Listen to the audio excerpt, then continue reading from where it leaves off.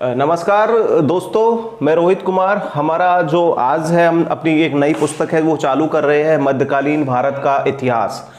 तो मध्यकालीन भारत का इतिहास में हम सबसे पहले आज पढ़ेंगे, हमारा टॉपिक है मध्यकालीन भारत के जो ऐतिहासिक स्रोत। तो हम मध्यकालीन भारत के ऐतिहासिक स्रोतों का अध्ययन करने से पूर्व हम देखते हैं कि मध्यकालीन भारत में जो कौन कौन से जो टॉपिक है वो मध्यकालीन भारत में जो चलते हैं। तो आज हम मध्यकालीन भारत के जो टॉपिकों की बात करते हैं। तो मध्यकालीन भारत में सबसे पहले हम बात करते हैं तुर्की आक्रमण। मध्यकालीन भारत का जो पहला है तुर्की आक्रमण। उसके बाद में तुर्की आक्रमण जो है हुआ, उसके बाद में जो है मोहम्मद गोरी ने अपने गुलाम कुतुबुद्दीन ऐबक को शासक बनाया। और कुतुबुद्दीन ऐबक ने जो 1206 ईस्वी में शासन करना प्रारंभ किया, तो उसने जो है तो दिल्ली सल्तनत की स्थापना हुई, जिसमें पहला वंश है गुलाम वंश, फिर खिलजी, तुगलक, सैयद और लोदी वंश ने जो है शासन किया। इनके जो है अलग अलग इन वंशों के शासक हुए, गुलाम वंश, तुगलक, खिलजी वंश, तुगलक और सैयद और लोदी। तुगलक वंश के समय दो जो शासन जो राज्य है उनकी स्थापना है दक्षिण भारत में हुई। तो दक्षिण भारत में विजयनगर और बहमनी, विजयनगर और बहमनी राजवंश की जो स्थापना है मोहम्मद बिन तुगलक के समय में दक्षिण भारत में दो नए राजवंशों का उदय हुआ। उसके बाद में हम बात करते हैं तो मुगल काल आता है। जो मुगल काल है वो बाबर से लेके, और हमारे जो ऐतिहासिक महत्व का है तो बाबर से लेके औरंगजेब तक जो है, बाबर जो है संस्थापक है, औरंगजेब है, औरंगजेब के बाद में तो बहादुर शाह जफर है। लेकिन बाबर के बाद के जो शासक है उनको हम मध्यकालीन भारत में ना पढ़कर जो बहादुर शाह प्रथम से जो प्रारंभ होते हैं 1707 ईस्वी से, मध्यकालीन भारत में नहीं पढ़कर आधुनिक भारत में उनका हम अध्ययन करते हैं। तो और इसी समय जो है जो क्षेत्रीय राज्यों का उदय, तो वो भी जो है बाद में हुआ। और इसमें है मध्यकालीन भारत में सूफी और भक्ति आंदोलन का भी जो है मध्यकालीन भारत में उल्लेख किया जाएगा। तो अब हम सबसे पहले जो प्रारंभ करते हैं मध्यकालीन भारत के ऐतिहासिक स्रोत, जो हमारा पहला पार्ट है आज, मध्यकालीन भारत के ऐतिहासिक स्रोत। तो मध्यकालीन भारत के जो है ऐतिहासिक स्रोत है वो आपको हम बताते हैं कि कौन कौन से जो है इनके जो है ऐतिहासिक स्रोत है। तो ऐतिहासिक स्रोतों के अंतर्गत हम पुरालेखीय स्रोत, सिक्का शास्त्र और साहित्यिक स्रोत, भवन, स्मारक और जो स्थापत्य कला है उसको हम पुरालेखीय स्रोतों के अंतर्गत रखते हैं। उसमें पुरालेखीय स्रोतों में हम बात करते हैं कि जो मुगल काल था और सल्तनत काल था, तो सल्तनत काल और मुगल काल में जो है पुरालेखों का इतना ज़्यादा जो है वो पुरालेख नहीं थे, क्योंकि हम प्राचीन जो भारत में पढ़ते हैं कि अशोक के समय के बहुत सारे जो है पुरालेख है, शिलालेख है, स्तंभ लेख है, लघु शिलालेख है, वो प्राप्त हुए। लेकिन सल्तनत काल में इस चीज़ का अभाव रहा। सल्तनत काल में इन चीज़ों का जो है अभाव रहा, और मुगल काल में तो ना के बराबर ही जो है पुरालेखीय शास्त्र जो मिलता है। लेकिन इस काल में जो है सिक्कों का जो है, तुर्कियों के आने के बाद में जो सिक्कों में है जो अभूतपूर्व परिवर्तन हुआ। प्रत्येक जो है शासक या प्रत्येक वंश के जो शासक है उसने अपने हिसाब से, अपने अकॉर्डिंग है, उसने अलग अलग प्रकार के जो है सिक्के चलाए, मुद्राएं चलाई। तो उन्होंने जो है अपने अपने सिक्कों का और जो है मुद्रा का जो है उस समय विकास हुआ। तो अब हम बात करते हैं और देखते हैं कि जो सल्तनत काल था उसमें, लेकिन इस काल में जो इतिहास को सबसे महत्वपूर्ण जो उपलब्धि है इस काल में मिलती है इनकी स्थापत्य कला, जो इनके द्वारा निर्मित हुए स्मारक, भवन आदि से जो हमें ज्ञात होता है कि सल्तनत काल में जो है और मुगल काल में, जो सल्तनत काल और मुगल काल की हम बात करते हैं मध्यकालीन भारत में, तो इस काल में स्थापत्य कला का जो है अभूतपूर्व जो है विकास हुआ। तो अब हम सबसे पहले बात करते हैं पुरालेख शास्त्र की। तो सबसे पहले हम पुरालेख की जो बात करते हैं, तो हम पुरालेख में हम देखते हैं शासक वाइज हम देखेंगे, मतलब सीक्वेंस के साथ में हम देखेंगे कि पुरालेख किस शासक का कौन सा जो है पुरालेख मिला। तो और किस शासक के पुरालेख में क्या कहा गया। लेकिन पुरालेखों की हम बात करें तो दिल्ली के जो सल्तनत के जो शासक थे वो उन कुछ शासकों के जो है पुरालेख जो है मिलते हैं दोस्तों, उनके जो है पुरालेख मिलते हैं। लेकिन मुगल काल के जो है पुरालेखों का जो है वो अभाव है, उनके जो है पुरालेख इतने नहीं प्राप्त होते हैं। तो दिल्ली सल्तनत के जो पुरालेख है वो हम शासक करते हैं तो सल्तनत काल के जो संस्थापक हैं गुलाम वंश के जो प्रथम शासक कुतुबुद्दीन ऐबक, कुतुबुद्दीन ऐबक से हम जो है प्रारंभ करते हैं। तो कुतुबुद्दीन ऐबक के जो पुरालेख है वो अढ़ाई दिन का झोपड़ा, सबसे पहला है अढ़ाई दिन का झोपड़ा। अढ़ाई दिन का झोपड़ा है, उसमें जो पुरालेख इनका जो मिलता है अढ़ाई दिन के झोपड़ा है वो दरअसल उसमें जो अभिलेख मिलता है विग्रहराज चतुर्थ के जो नाटक है हरिकेली, उसके कुछ अंश उस अढ़ाई दिन का झोपड़ा पर मिलते हैं। अढ़ाई दिन का झोपड़ा जिसका निर्माण कुतुबुद्दीन ऐबक द्वारा करवाया गया, यह पहले मूलतः संस्कृत विश्वविद्यालय था। विष्णु मंदिरों के और संस्कृत विश्वविद्यालय के जो खंडर है उन खंडरों पर अलाउद्दीन जो कुतुबुद्दीन ऐबक है, कुतुबुद्दीन ऐबक ने अढ़ाई दिन के झोपड़े का निर्माण करवाया। तो कुतुबुद्दीन ऐबक का जो पुरालेख है, जो शास्त्र मिलता है, तो वो है अढ़ाई दिन का झोपड़ा। इसके बाद में ऐबक के बाद में हम बात करते हैं तो शासक तो ऐबक के बाद में खूब रहे। आराम शाह रहा, फिर इल्तुतमिश रहा, रुकनुद्दीन फिरोज रहा, रजिया रही, मोहम्मद शाह रहा, अलाउद्दीन आराम शाह रहा। लेकिन इसके बाद में हम बात करते हैं तो बलबन का जो आता है, तो बलबन के जो है पय्यम पावली जो है इसका शिलालेख है बलबन का। इस शिलालेख में वो है कि दिल्ली का नाम, इस शिलालेख में दिल्ली का नाम जो है योगिनीपुर मिलता है। दिल्ली का नाम इस शिलालेख में योगिनीपुर मिलता है। बलबन के शिलालेख जो है पय्यम पावली जो शिलालेख है उसमें दिल्ली का नाम है योगिनीपुर मिलता है। बलबन के बाद में ये दोनों है सल्तनत कालीन शासक है, ये दोनों है गुलाम वंश। अब गुलाम वंश के बाद में हम बात करते हैं खिलजी वंश।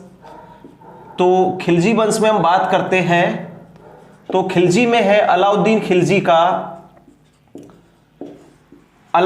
खिलजी के जो इसमें हम बात करते हैं तो अलाउद्दीन खिलजी के जो अभिलेखों में उसको सिकंदर सानी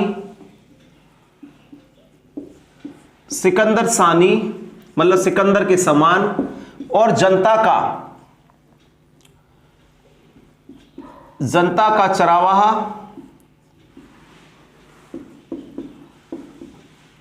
और विश्व विजेता जो है इसकी जो है उपाधि मिलती है। इसके शिलालेखों पर लिखा है कि सिकंदर सानी जो है सिकंदर के समान था, जनता का चरावाहा और विश्व विजेता की जो है उपाधि मिलती है। उसके बाद में आता है तुगलक वंश। तो तुगलक वंश के जो अभिलेख है, जो साक्ष्य है, उसमें मोहम्मद बिन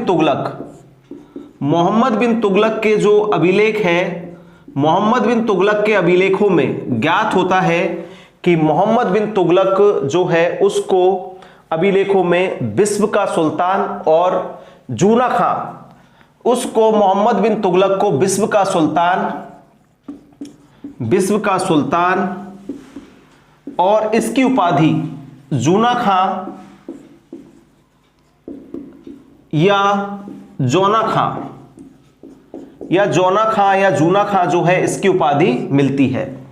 दोस्तों हमने बात कर रहे हैं कि जो पुरालेख है, जो साक्ष्य मिले, कुतुबुद्दीन ऐबक का जो साक्ष्य मिला अढ़ाई दिन का झोपड़ा, बलबन के जो अभिलेख है साक्ष्य मिला है पल्लम पावली अभिलेख, उसमें दिल्ली का नाम योगिनीपुर मिलता है। अलाउद्दीन खिलजी के जो है उसमें सिकंदर सानी, जनता का चरावाहा और विश्व विजेता की जो है उसकी उपाधि मिलती है। मोहम्मद बिन तुगलक में विश्व का सुल्तान, जूना खां और जौना खां उसकी उपाधि मिलती है। अब हम बात करते हैं कि मुगल काल में जो है, तो मुगल काल में अभिलेखीय जो साक्ष्य है उसका अभाव था। मुगल काल में जो है अभिलेखीय साक्ष्य का अभाव था, लेकिन दिल्ली के दीवाने खास, जो एक दिल्ली का स्मारक है दीवाने खास, तो दीवाने खास की जो है एक दीवार पर लिखा हुआ है, जो अभिलेख या साक्ष्य माना जाएगा, दीवाने खास की दीवार पर लिखा हुआ है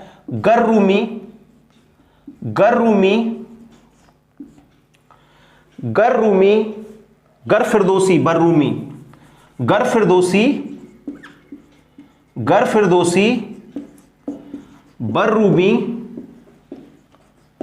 जमी अस्त हमी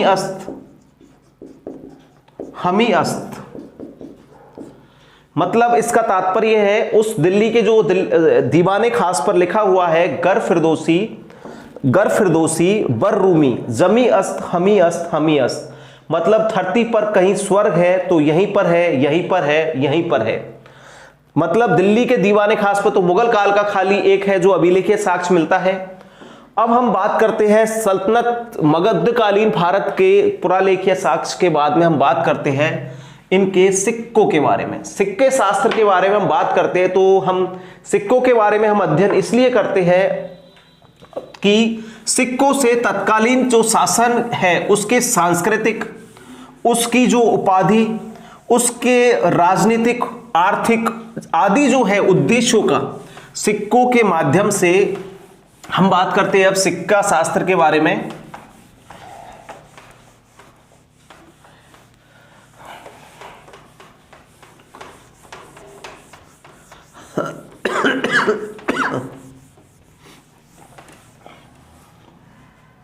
सिक्का शास्त्र के बारे में हम बात करते हैं तो सिक्कों का जो अध्ययन है, हम बात करते हैं अब सिक्का शास्त्र।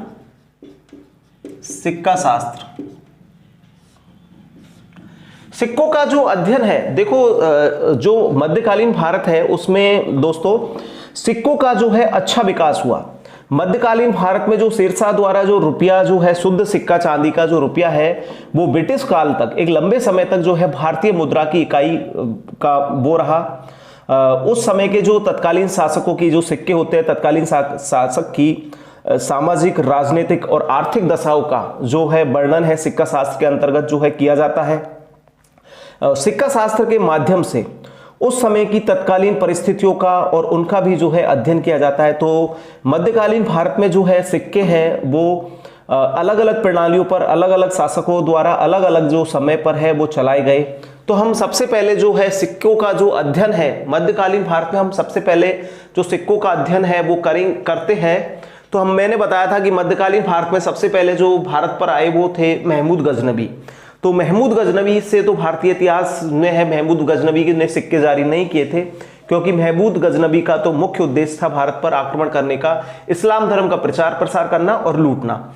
लेकिन मोहम्मद गोरी ने भारत पर एक लंबा जो है अभियान है अपना प्रारंभ किया। तो जो सिक्के मिलते हैं, प्रारंभिक जो सिक्के मिलते हैं वो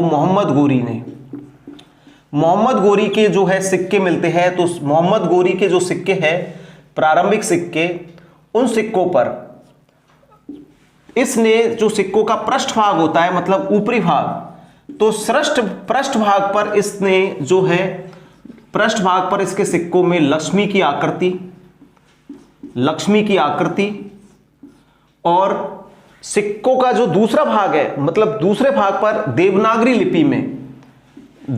लिपि मतलब हिंदी भाषा में जो है देवनागरी लिपि में इसकी जो उपाधि मोहम्मद बिन शाम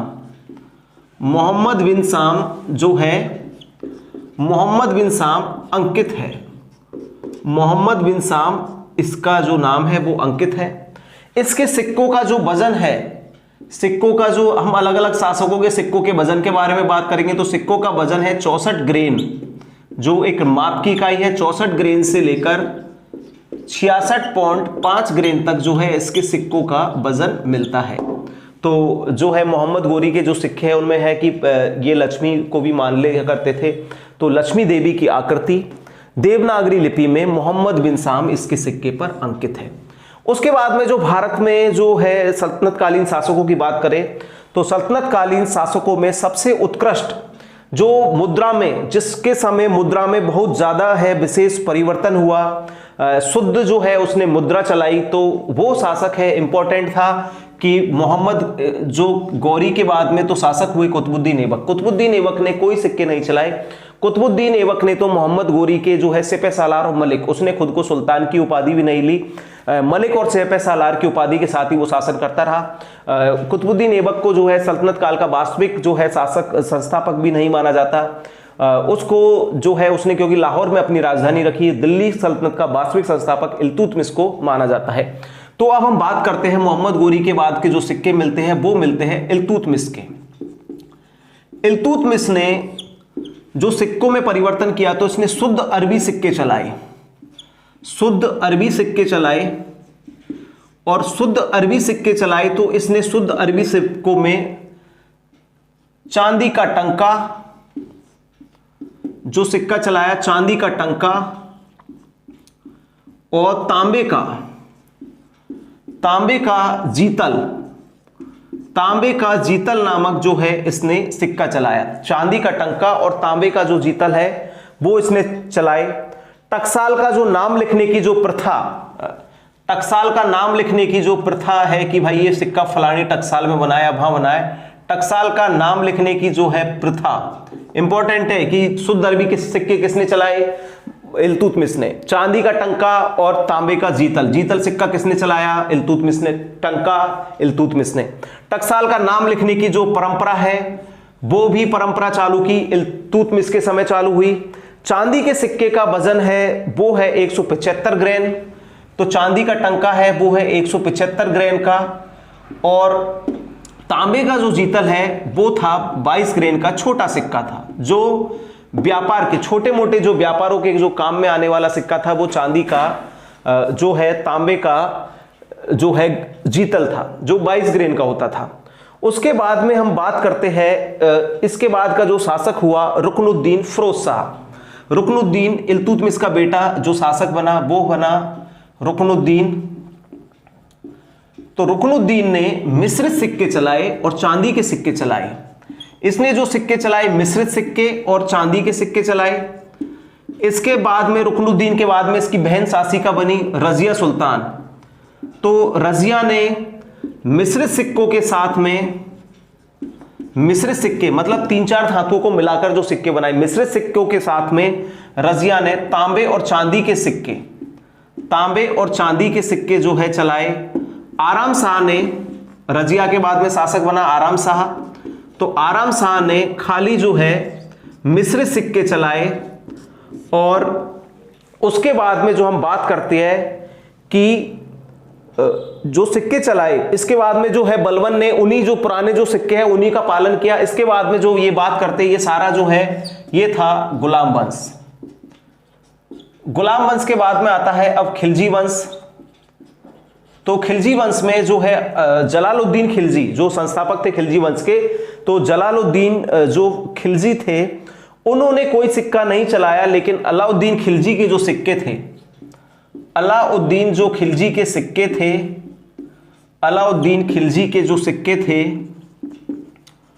उसमें इसकी जो उपाधि है सिक्कों में सिकंदर अलसानी, सिकंदर अलसानी जो है उपाधि जो है सिक्कों पर सिकंदर अलसानी का जो है उल्लेख मिलता है। अलाउद्दीन खिलजी के जो सिक्के थे उस पे सिकंदर अलसानी का जो है उल्लेख मिलता है। उसके बाद में मोहम्मद बिन तुगलक ने, उसके बाद में हम बात करते हैं अगला वंश है तुगलक वंश। तो तुगलक वंश के जो सिक्कों की बात करते हैं तो मोहम्मद बिन तुगलक ने, मोहम्मद बिन तुगलक ने जो सिक्के चलाए उन सिक्कों में इसने जो पहले जो सिक्के चलाए उन पर आख्यान और पदवियां, आख्यान और पदवियां जो सिक्कों पर लिख देते हैं पूरा एक लेख, तो आख्यान और पदवियां जो है सिक्कों पर लिखना चालू किया। सिक्कों पर इसने कलमा खुदवाया। कलमा जो है इस्लाम धर्म का जो शिक्षा और उनका जो आधार है कलमा, तो इसने सिक्कों पर कलमा खुदवाने की जो है परंपरा का प्रारंभ किया। मोहम्मद बिन तुगलक द्वारा सिक्कों पर कलमा खुदवाया गया। इसने जो सिक्के चलाए वो थे दोकानी और दीनार। इसकी जो सिक्के थे वो थी दोकानी और दीनार। दोकानी और दीनार जो सिक्के थे वो थे इसके स्वर्ण मुद्राएं, जो है स्वर्ण मुद्राएं। दोकानी और दीनार इसकी जो है स्वर्ण मुद्राएं इसने प्रारंभ की। किसने? मोहम्मद बिन तुगलक ने। तथा इसने चांदी का 140 ग्रेन का अदली सिक्का चलाया। चांदी का 140 ग्रेन का जो है अदली सिक्का चलाया। अदली नामक सिक्का चांदी का जो है 140 ग्रेन ही खाली वजन था, तो अदली नामक सिक्का चलाया। इसके अलावा मोहम्मद बिन तुगलक ने जो है चांदी के छोटे छोटे सिक्के, चांदी के जो छोटे व्यापारों के लिए, या फिर जो हम लेते हैं एक मुद्रा की इकाई होती है, जैसे नोट तो 2000 का भी होता है, तो लेकिन 5 रुपए 10 रुपए भी होते हैं, तो जो छोटे कामों के लिए जो मुद्रा होती है, तो चांदी के छोटे सिक्कों को इसने, जो चांदी के छोटे सिक्के चलाए, चांदी के छोटे सिक्के चलाए, चांदी के छोटे सिक्के जो चलाए उनको बिस्त ए ओपेज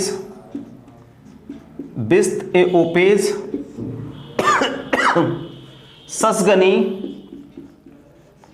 बिस्त ए ओपेज ससगनी तथा ध्वजदाकनी नामक जो है इसके द्वारा सिक्के चलाए गए। किसके द्वारा? मोहम्मद बिन तुगलक के द्वारा। अफीक के अनुसार मोहम्मद बिन तुगलक के बाद में जो शासक बने फिरोज तुगलक, तो फिरोज तुगलक ने जो है इसके बारे में जो कहता है अफीक, जिसकी पुस्तक है शम्स-ए सिराज, जिसका नाम था शम्स-ए सिराज अफीक। तो अफीक के अनुसार मोहम्मद बिन तुगलक ने अद्दा चांदी का सिक्का और बिक, अद्दा और बिक तांबे का जो है सिक्का चलाया। उसके बाद में एक वंश आता है सैयद वंश, जो है सैयद वंश के कोई सिक्के हैं, सैयद वंश के जो शासकों ने, कुछ ही जो 4 शासक हुए, सैयद खां, महमूद शाह, मुबारक शाह, तो सैयद वंश के जो 4 शासकों के अलावा जब शासक हुए तो वो है लोधी वंश। तो लोधी वंश के जो शासक है उसके वो संस्थापक थे बहलोल लोधी। तो लोधी वंश के जो शासक है बहलोल लोधी, तो बहलोल लोधी ने जो है, बहलोल लोधी ने जीतल के स्थान पर, जो इल्तुतमिश द्वारा जो सिक्का चलाया था, जीतल के स्थान पर इसने सिक्का चलाया, उसका नाम रख दिया इसने बहलोली सिक्का। बहलोली सिक्का, जो तांबे का जो सिक्का था जीतल, उसका इसने नाम रख दिया बहलोली सिक्का, जो मुगल काल तक मुद्रा की मूल इकाई रहा। दोस्तों, हम बात कर रहे हैं कि जो सिक्कों का जो अध्ययन है, ये हमने बात की सल्तनत कालीन सिक्कों की। ये सिक्के जो है हमने बात की थी तो सल्तनत कालीन सिक्कों की, सल्तनत कालीन सिक्कों की। तो सल्तनत काल का जो है, सबसे पहले जो सल्तनत काल या की जो शासन की बात करें तो मोहम्मद गोरी के ही वंश, जो गुलाम था, तो मोहम्मद गोरी के गुलाम कुतुबुद्दीन ऐबक ने है सल्तनत कालीन जो है शासन की स्थापना की गुलाम वंश की।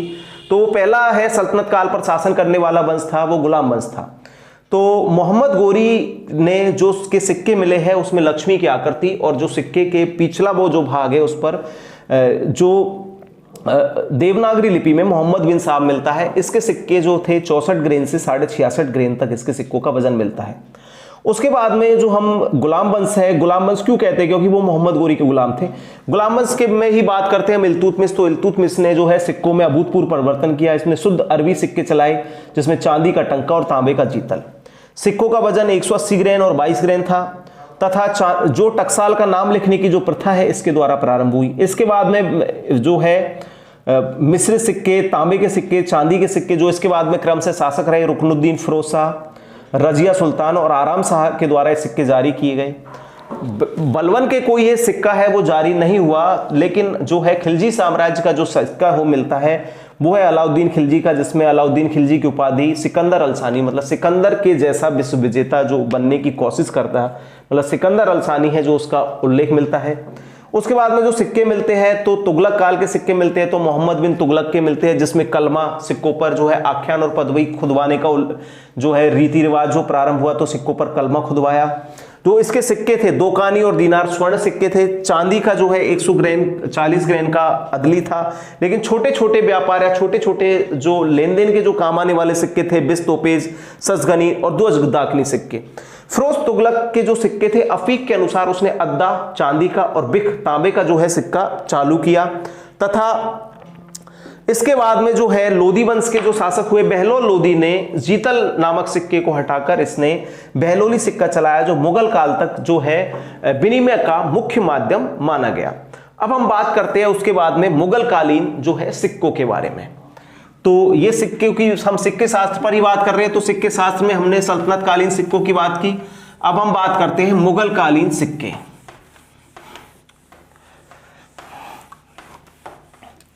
समझ में आया ना दोस्तों कि बच्चों ये जो है कि सिक्कों का पुरालेखीय शास्त्र आपको बताया कि हर एक शासक का पुरालेख है, लेकिन मुगल काल के बारे में जो पुरालेख है वो नहीं मिलते। खाली दिल्ली के दीवाने खास पर जो है बर फिरदौसी, गर फिरदौसी, बर रूमी, जमियस्त, हमियस्त, हमियस्त, वो एक खाली लाइन मिलती है। लेकिन जो है सिक्कों का इनके समय में विकास हुआ तो सल्तनत कालीन सिक्के पड़े। अब हम बात करते हैं मुगल कालीन जो सिक्कों की। तो अब हम बात करते हैं मुगल कालीन जो है मुगल कालीन सिक्कों की। तो मुगल काल में जो सिक्के मिले हैं वो कहां तक, देखो मुगल काल में जो शासक हुए सबसे प्रारंभिक जो है मुगल वंश के संस्थापक थे बाबर। बाबर के बाद में जो है हुमायूं का कोई योगदान नहीं था, क्योंकि हुमायूं का जो शासन है उस समय शेरशाह सूरी नामक एक जो है अफगानी ने उसके शासन को हटाकर शासन किया, तो शेरशाह सूरी के बारे में उल्लेख होता है। उसके बाद में है अकबर, अकबर के बाद में जहांगीर और शाहजहां, और शाहजहां के बाद में औरंगजेब के ही सिक्के जो है मुगल काल में मिलते हैं। तो सबसे पहले हम देखते हैं कि जो मुगल काल के जो सिक्के हैं, तो मुगल काल के जो सिक्कों के विकास पर जो सबसे पहले बात करते हैं तो अबुल फजल जो है जो सबसे पहले 1575 ईस्वी में कहता है कि अकबर के समय 40 तो तांबे की टकसाल, तांबे टकसाल, 14 चांदी की टकसाल और 4 स्वर्ण टकसालें अकबर के समय में जो थी। तो अबुल फजल जो बात करता है कि 1575 ईस्वी में इसने कहा कि अकबर के समय में जो है तांबे की 40 टकसालें, 14 चांदी की और 4 जो है स्वर्ण टकसालों का ये उल्लेख करता है। लेकिन जो है सबसे पहले जो बात करते हैं हम तो बाबर के जो सिक्के हैं उसमें बाबर का जो सिक्के मिले हैं, बाबर संस्थापक था मुगल वंश का, तो बाबर के जो सिक्के मिले हैं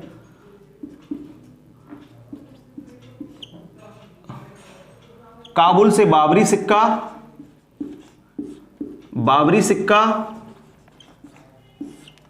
और कांधार से इसका सिक्का मिला है शाहरुख नाम का चांदी का सिक्का। शाहरुख नाम के जो सिक्के मिले हैं वो चांदी के सिक्के मिले हैं।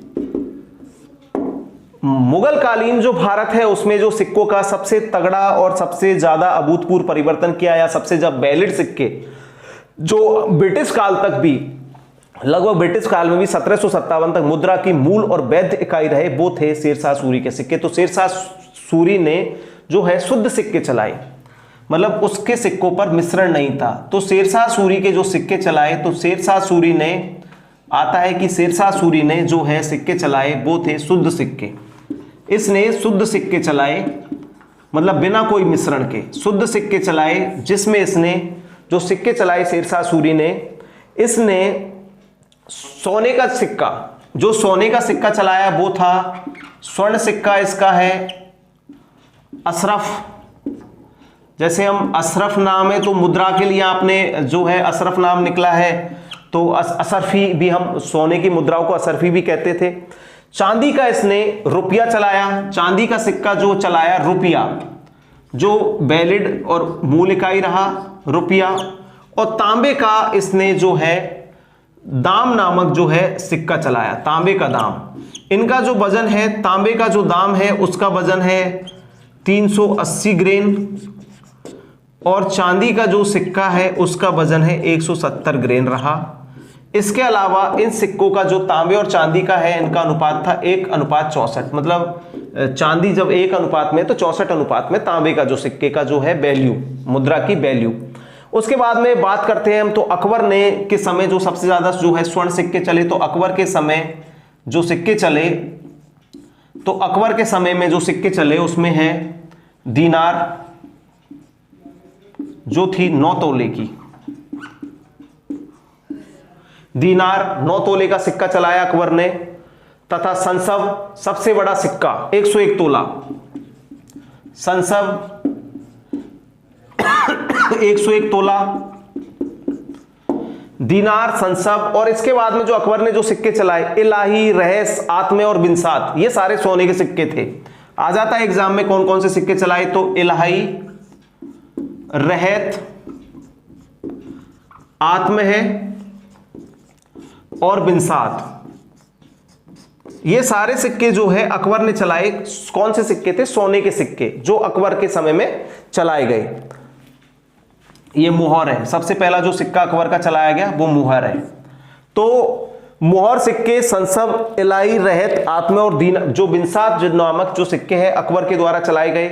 तथा जहांगीर ने सलीमा नामक सिक्के, अकबर का जो बेटा था जहांगीर, तो जहांगीर ने जो है सलीमा नामक सिक्के चलाए, सलीमा नामक सिक्के चलाए, निसार नामक सिक्के चलाए, सलीमा और निसार जो है नामक सिक्के चलाए। तथा राजा का पदनाम जो है सिक्कों पर लिखने का प्रारंभ किया, राजा का पदनाम लिखने का प्रारंभ किया, सलीमा और निसार नामक जो है सिक्के जहांगीर के द्वारा चलाए गए। तथा शाहजहां ने आना नामक सिक्का चलाया, शाहजहां का जो सिक्का है वो था आना। शाहजहां ने आना जो है सिक्का चलाया। आना जो है रुपये का 16वां भाग होता था, रुपये का 16वां भाग। हम देखते हैं बचपन में हम जानते थे आना, जैसे 4 आना, तो चार आना मतलब चवन्नी, तो 4 आना मतलब 4 चवन्नियों को मिलाकर 16, 1 आना बनेगा 1 रुपया। 8 आना मतलब 8 आने की अठन्नी। तो उस समय का जो आना है वो रुपये का 16वां भाग होता था। उसके अलावा औरंगजेब के जो सिक्के मिले हैं उसमें मीर अब्दुल्ला साहबई द्वारा रचित, मीर अब्दुल्ला साहबई द्वारा रचित जो है पद्य अंकित है। किस पर? औरंगजेब के सिक्कों पर, औरंगजेब के सिक्कों पर। औरंगजेब के जो सिक्के थे उन पर मीर अब्दुल्ला साहबई द्वारा जो है, क्वेश्चन आ जाए एग्जाम में, मीर अब्दुल्ला साहबई द्वारा जो रचित है वो औरंगजेब के सिक्कों पर अंकित है। इसके अलावा हमने बात करें देखो मुगल कालीन सिक्कों की, तो अकबुल फजल ने जो है 1575 में उल्लेख किया कि अकबर के समय में 40 टकसालें थी किसकी? तांबे की, 14 थी चांदी की, 4 सोने की थी। बाबर के जो सिक्के है, सबसे पहले जो सल्तनत काल का संस्थापक है बाबर, तो बाबर के सिक्कों की बात करें तो उसने काबुल में जो है बाबरी सिक्का चलाया चांदी का, कांदार में शाहरुख सिक्का चलाया चांदी का। शेरशाह सूरी ने जो है शुद्ध सिक्के जारी किए, तो शुद्ध सोने का शुद्ध सिक्का था अशरफ, चांदी का शुद्ध सिक्का था रुपया और तांबे का शुद्ध सिक्का था दाम। तांबे के सिक्के का वजन था 380 ग्रेन और चांदी के सिक्के का वजन था 170 ग्रेन और इनका अनुपात था 1:14 जो इनके वैल्यू के अनुसार था। अकबर ने जो है मुहर 9 तोले का सिक्का चलाया, संसव है 1 तोले का, इलाई है वो 10 तोले का, रहत, आत्म और बिनसात जो है इसने छोटे तोले 5 तोले कोई 4 तोले के जो सिक्के सोने के सिक्के चलाए। जहांगीर ने सलीमा नामक सिक्का चलाया और सलीम इसका नाम था, तो सलीमा नामक सिक्का चलाया और निसार इसने एक सिक्का चलाया। राजा का पदनाम लिखने की जो परंपरा है सिक्कों पर वो जहांगीर ने प्रारंभ की। शाहजहां ने आना नामक सिक्का चलाया जिसका मतलब है 1 रुपए का 16वां भाग। मीर अब्दुल्ला साहबई द्वारा जो रचित है वो पद्य वो औरंगजेब के सिक्कों पर प्राप्त होता है। औरंगजेब के समय में जो है मुगल काल में सर्वाधिक सिक्के जो है ढाले गए औरंगजेब के समय। अब सिक्कों के बाद में हम बात करते हैं कि सिक्के हैं उस समय के जो है बहमनी साम्राज्य, जो अब सिक्कों की बात करें तो मध्यकालीन भारत में बहमनी साम्राज्य के सिक्कों का भी उल्लेख होता है, जिन्होंने बराह सिक्के जो है बराह सिक्के जो और तथा उन्होंने बहमनी वंश के जो शासक थे कृष्ण देव राय, अच्युत देव राय, सालुब वंश, तुलुब वंश आदि जो वंश के जो शासक थे उन्होंने भी जो है अपने अपने सिक्के जारी किए थे। और अब हम बात करते हैं स्थापत्य कला। तो स्थापत्य कला में हम बात करते हैं तो सल्तनत स्थापत्य कला, प्रारंभिक जो है हम स्थापत्य कला की बात करते हैं तो कि जो स्थापत्य कला का जो विकास हुआ तो सल्तनत काल में कौन कौन सी जो है स्थापत्य कला के भवन थे। तो हम बात करेंगे हम सबसे पहले जो है स्थापत्य कला में सल्तनत कालीन स्थापत्य कला की।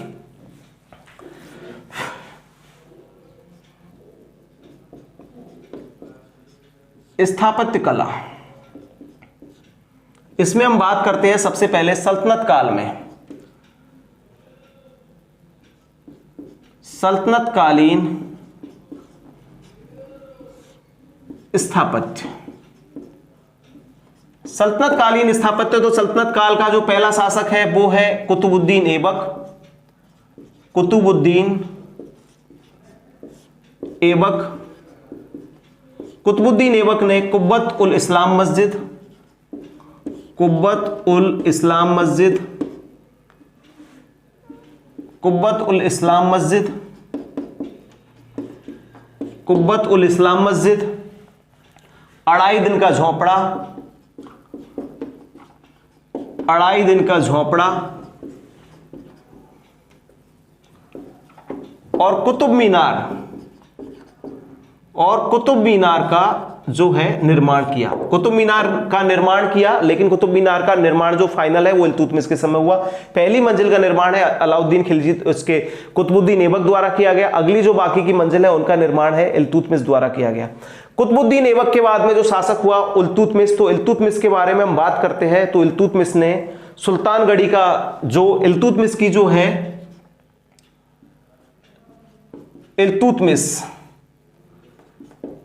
इल्तुतमिश की बात करें तो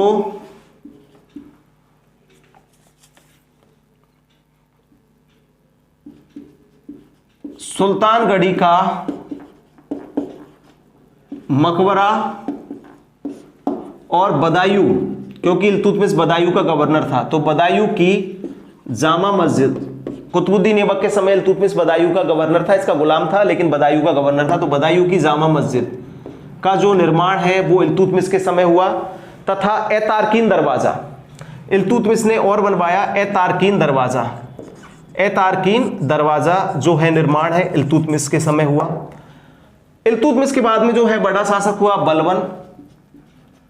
बलबन ने जो है श्वम का मकबरा बनवाया। श्वम का मकबरा है वो है बलबन के द्वारा बनवाया गया। बलबन के बाद में ये तीनों शासक है गुलाम वंश के। गुलाम वंश के बाद में आता है खिलजी वंश, गुलाम वंश, अब आता है खिलजी वंश।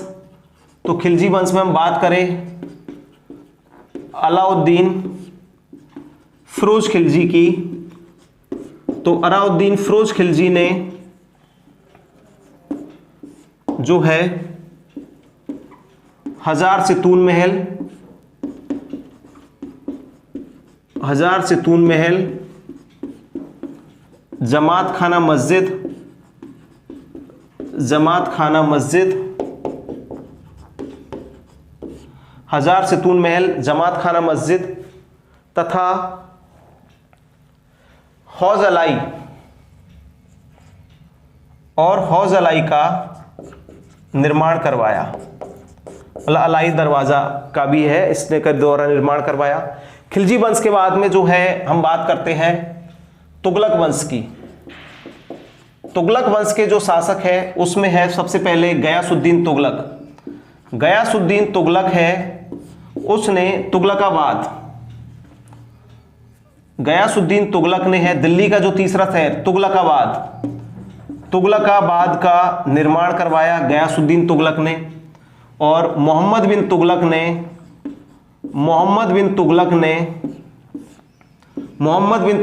आदिलाबाद का किला,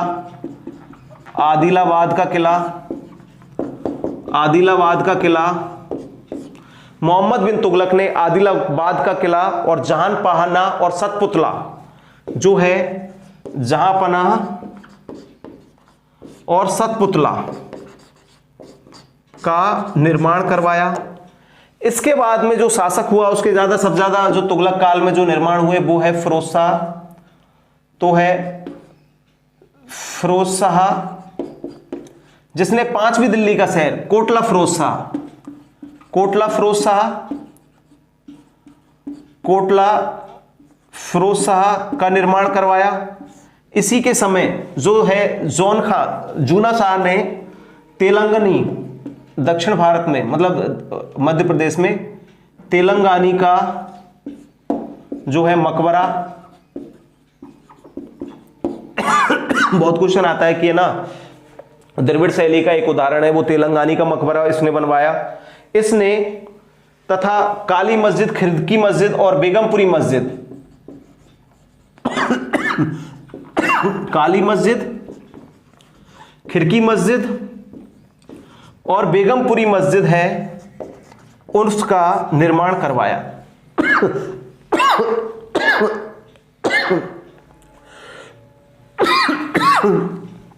इसके बाद में है सैयद वंश में है, सैयद वंश में है मुबारक शाह, सैयद वंश में है मुबारक शाह का मकबरा, मुबारक शाह ने बनवाया मुबारक शाह का मकबरा। और लोधी में, लोधी वंश की है मोठ मस्जिद, मोठ मस्जिद जो है एग्जाम में आता है बहुत क्वेश्चन, लोधी जो है उनकी मोठ मस्जिद जो है प्रमुख थी। इसके अलावा जो हम बात करते हैं कि उस समय जो प्रांतीय स्थापत्य, जो प्रांतों में, जब उस समय के जो सल्तनत काल के समय भी जो प्रांत थे, तो प्रांतीय स्थापत्य की हम बात करें तो प्रांतीय स्थापत्य में देखिए, प्रांतीय जो है स्थापत्य में देखिए उस समय के जो प्रांतीय स्थापत्य थे, तो प्रांतीय स्थापत्य में हम देखते हैं जौनपुर की अटाला मस्जिद, अटाला मस्जिद, बंगाल की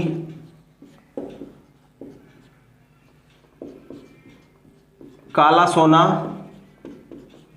छोटा सोना, काला सोना, छोटा सोना, बंगाल की काला सोना, छोटा सोना, कदम रसूल मस्जिद, काला सोना, छोटा सोना, कदम रसूल मस्जिद, कदम रसूल मस्जिद, करम रसूल मस्जिद, मालवा की लाट मस्जिद, मालवा की लाट, मालवा की लाट और गुजरात की अदीना मस्जिद।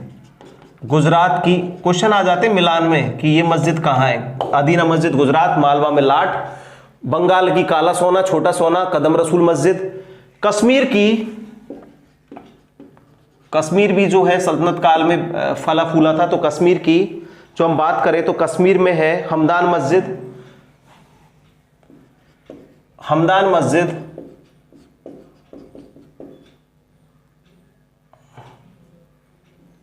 मस्जिद और पीर महल, और पीर महल जो है कश्मीर की स्थापत्य कला के उदाहरण थे।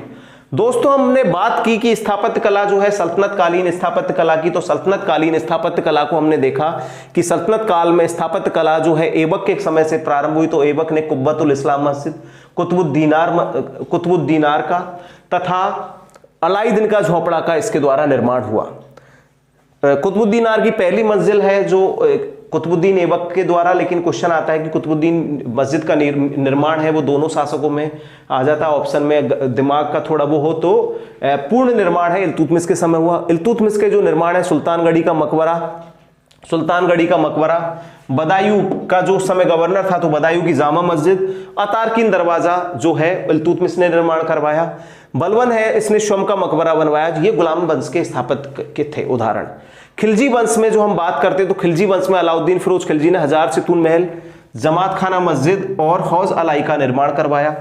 गयासुद्दीन तुगलक ने तुगलकाबाद जो दिल्ली का तीसरा शहर था, मोहम्मद बिन तुगलक ने आदिलाबाद जो दिल्ली का चौथा शहर था का किला, जानपा और सतपुतला का निर्माण करवाया। फिरोज शाह ने कोटला फिरोज शाह दिल्ली का 5वां शहर माना अलग से, तेलांगनी का मकबरा जो उज्जैन में निर्माण करवाया। काली मस्जिद और खिड़की मस्जिद और बेगमपुरी मस्जिद का इसके द्वारा निर्माण हुआ। सैयद वंश की बात करें हम, तुगलक वंश के बाद में जो वंश आता है सैयद वंश, तो उसमें मुबारक शाह के मकबरे की बात होती है और लोदियों ने मौट की मस्जिद का निर्माण करवाया।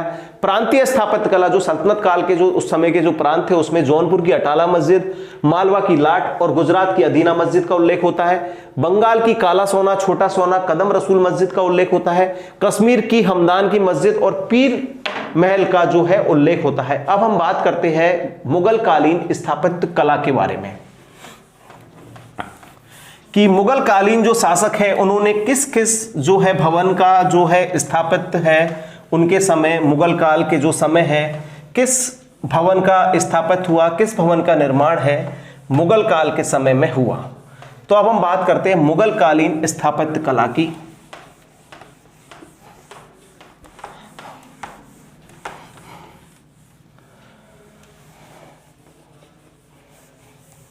दोस्तों हमने बात की अभी सल्तनत कालीन की स्थापत्य कला, प्रांतीय स्थापत्य कला। अब हम बात करते हैं मुगल कालीन स्थापत्य कला के बारे में।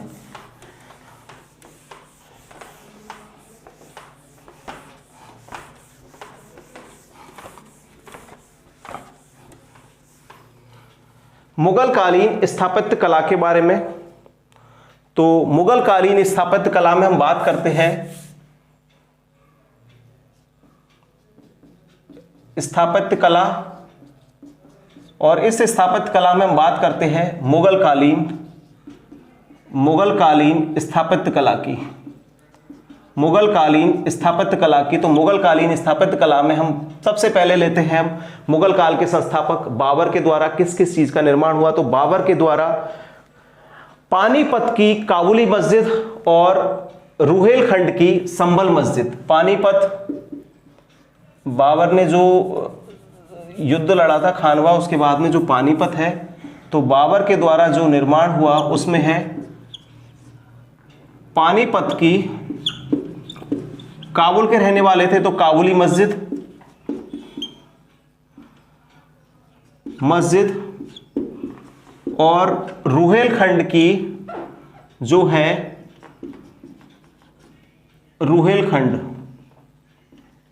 रुहेलखंड की संभल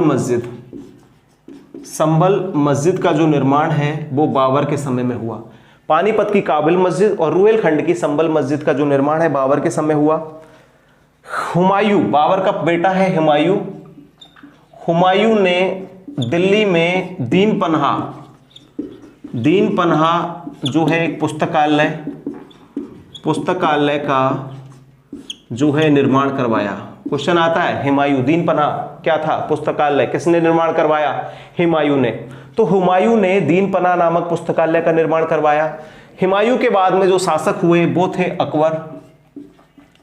अकबर के हम बारे में बात करें तो अकबर ने एक नए नगर फतेहपुर सीकरी की स्थापना की। उसने फतेहपुर सीकरी में अनेक भवनों और महलों का जो है अकबर के द्वारा फतेहपुर सीकरी में निर्माण हुआ। तो अकबर ने के जो निर्माण की बात करें तो इसने हुमायूं महल, अपने पिता की याद में हुमायूं महल,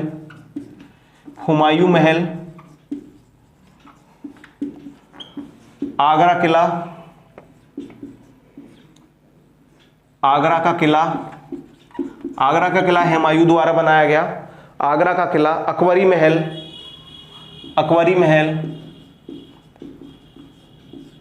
महल, अजमेर का किला। अकबर ने क्या है, जो इधर जो जयपुर है उसमें शासन किया, तो अजमेर भी इसका आना जाना, तो अजमेर का किला। अटक का किला जो है बनवाए। इसके अलावा अकबर के जो ज्यादातर निर्माण हुए वो अकबर ने एक नए नगर फतेहपुर सीकरी, जिसमें इसने बुलंद दरवाजा बनवाया। तो फतेहपुर सीकरी का जो है अकबर ने नई राजधानी अपनी फतेहपुर सीकरी बनाया। फतेहपुर सीकरी में इसने बनाया बुलंद दरवाजा,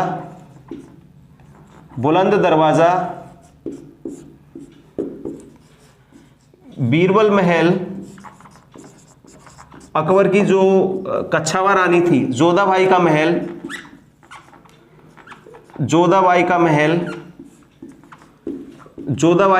मतलब इनके अलग अलग, बुलंद दरवाजा, बीरबल महल, जोधाबाई का महल। उसके अलावा इसने जो है शेख सलीम चिश्ती का मकबरा, तुर्की सुल्ताना का महल, तुर्की सुल्ताना जो अकबर की मां थी, तुर्की सुल्ताना का महल, सलीम चिश्ती का मकबरा, सलीम चिश्ती का मकबरा, सलीम चिश्ती का मकबरा, और दीवाने आम और दीवाने खास। दीवाने आम ये तो इनके जो सभागार होते थे उनका ही नाम होता था, दीवाने खास जिसमें आम लोग बैठते थे और दीवाने खास में इनके मुख्य लोग। तो दीवाने आम और दीवाने खास का निर्माण करवाया। अकबर का पुत्र हुआ जहांगीर। जहांगीर के समय जो निर्माण हुआ, जहांगीर ने एतमादुद्दौला का, एतमादुद्दौला का मकबरा,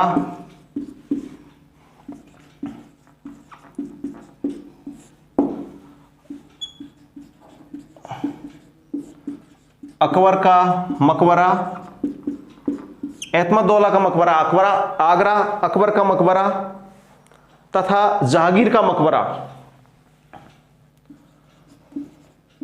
और जहांगीर का मकबरा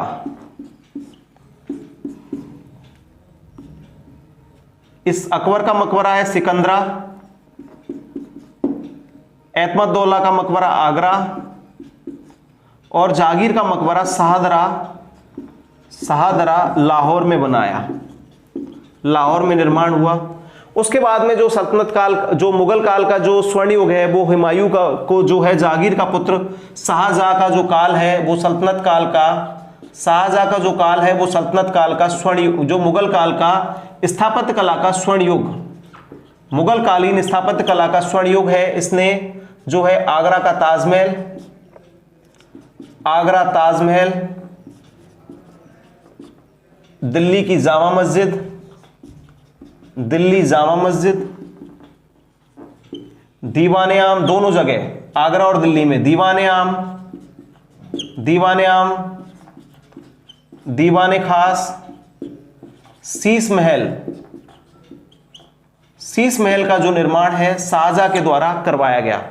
इन जो स्थापत्य है इनका शीश महल, मुसम्मन बुर्ज, शाह बुर्ज और इनका जो निर्माण है शाहजहां के द्वारा करवाया गया। औरंगजेब ने दिल्ली की मोती मस्जिद, औरंगजेब जो है शाहजहां का पुत्र है औरंगजेब, औरंगजेब इसने दिल्ली की मोती मस्जिद, मोती मस्जिद,